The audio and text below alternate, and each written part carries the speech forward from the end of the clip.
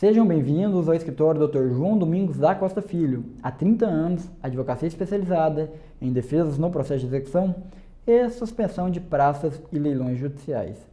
Neste vídeo, iremos fazer uma análise, um estudo de caso, uma questão que teve repercussão no âmbito nacional no começo do ano de 2013 até o final de 2013 e que nos chamou bastante atenção. O caso que iremos analisar são dos produtores da região oeste do estado da Bahia, da região da cidade de Luiz Eduardo Magalhães.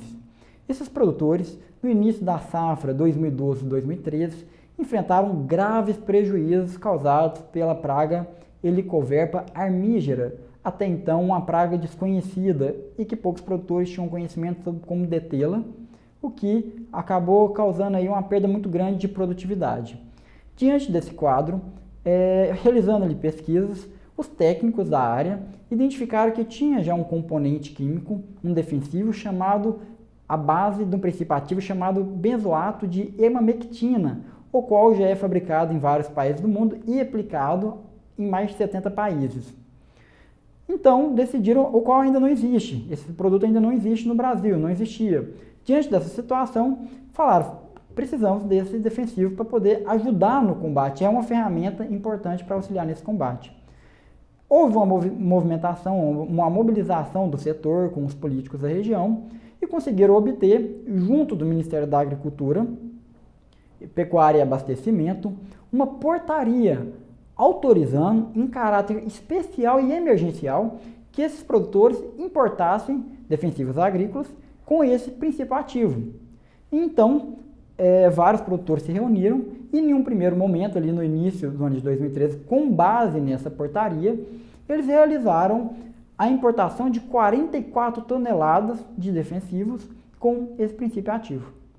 O que ocorre? Levaram meses até esse defensivo chegar. Quando o defensivo chegou ao estado da Bahia, quando já estavam prontos para os produtores aplicarem eles nas lavouras, o Ministério Público da Bahia entrou com ação civil pública questionando a legalidade dessa portaria, alegando em síntese que o Ministério da Agricultura não tinha competência, e realmente não tinha, para declarar estado de emergência fitossanitária, e bem como de autorizar essas medidas decorrentes do estado de emergência. Diante disso, o juiz que atua nessa ação civil pública, ele deu uma liminar determinando o recolhimento desses defensivos e impossibilitando os produtores de aplicá-los. Diante desse caso, o que foi o quadro que se formou? Nós temos produtores que compraram um defensivo com base numa portaria do MAPA, acreditando que aquela portaria ela era legal, ela foi emitida por um órgão que tinha competência para isso, tiveram um gasto com essa importação. Depois, chegou esses produtos, eles não puderam aplicar esses produtos, eles tiveram que ter novos gastos para comprar outros defensivos e ainda, ao aplicar esses novos defensivos, eles não foram tão eficazes e acabou causando prejuízos para eles ainda na referida safra. Diante desse quadro, a gente tem de forma muito clara a violação do princípio da proteção da confiança.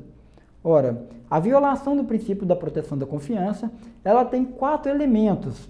São eles: base da confiança, confiança nessa base, exercício de uma ação com base nessa base de confiança, e o 4º elemento é a frustração dessa confiança. Pois bem, a base da confiança é aí dito pelos doutrinadores, pelos juristas, seria um ato normativo. No caso, a portaria emitida pelo MAPA é a base da confiança que estamos diante. A confiança nessa base surge do fato dos produtores, de um modo geral, do cidadão, acreditar que uma portaria emitida pelo MAPA, decretando um estado de emergência fitossanitária em um estado e autorizando a importação de defensivo, seja algo legal, seja algo que foi emitido por um órgão que realmente tinha condições disso. Ou seja, acreditaram que aquilo dali era verdade, que eles poderiam agir, que eles poderiam importar, tendo como amparo legal aquela portaria emitida pelo MAPA. O terceiro elemento que houve foi a realização de um ato jurídico com base uma ação com base naquela portaria. Qual foi essa ação? Foi a importação desses defensivos para aplicação. E o 4º elemento que estamos diante foi justamente a quebra, a frustração da possibilidade de se utilizar daqueles defensivos. Diante desses elementos, houve aí um prejuízo, uma onerosidade para esses produtores que estão até a presente data sem poder utilizar esses defensivos. Pois bem, a análise do prejuízo que é causado a cada um desses produtores, ela é individual, porque vai depender se esses defensivos chegaram a perder o prazo de validade, vai depender da perda de produtividade que efetivamente ele deixou de ter por não ter podido aplicar esses defensivos, bem como se esses defensivos não mais puderem ser aplicados, igualmente eles terão o direito de serem reparados diante aí da responsabilidade civil do Estado, no caso da União, e também igualmente em solidariedade do Estado da Bahia, para com esses cidadãos, para com esses produtores, pela falha com que houve nesse procedimento, no momento em que houve aí uma autorização que foi considerada ilegal, está sendo considerada ilegal pelo Poder Judiciário nesse momento.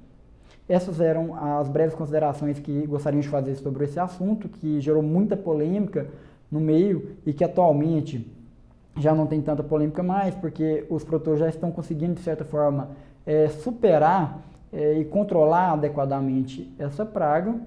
E maiores informações estamos à disposição através do nosso endereço e dos nossos contatos, que estão disponíveis no nosso site www.defesaexecução.com.br.